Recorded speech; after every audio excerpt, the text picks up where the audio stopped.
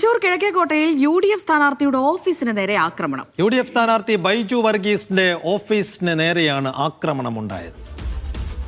നടരാജ് പരശുറാം വിവരങ്ങൾ നൽകാനായി ചേരുന്നുണ്ട്. നടരാജ്, ഇത് എപ്പോഴാണ് ഈ സംഭവം ഉണ്ടായത്? ആരാണ് ആക്രമിച്ചത് എന്ന കാര്യത്തിൽ വ്യക്തതയുണ്ടോ?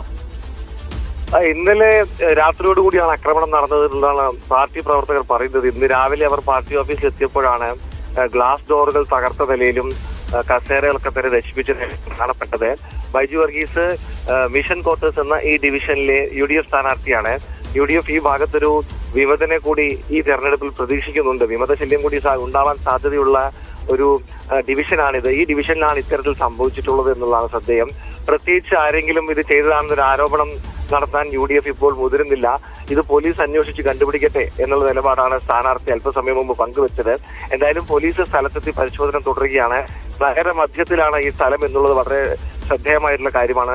തൃശൂർ നഗരത്തിന്റെ മധ്യത്തിലാണ് ഈ സ്ഥലം വരുന്നത്. അതുകൊണ്ട് തന്നെ ഇത്തരത്തിൽ പ്രവൃത്തി നടന്നിട്ടുള്ളത് ആര് ചെയ്താലും ഏതെങ്കിലും ഒരു CCTVയിലൊക്കെ തന്നെ ഇവർ കുടുങ്ങാനുള്ള സാധ്യതയുണ്ട് എന്ന് പാർട്ടി പ്രവർത്തകരും പ്രതീക്ഷിക്കുന്നു. അതുകൊണ്ട് തന്നെ CCTV ഉൾപ്പെടെയുള്ള ഒരു പരിശോധനയ്ക്ക് പോലീസ് തയ്യാറായിട്ടുണ്ട്.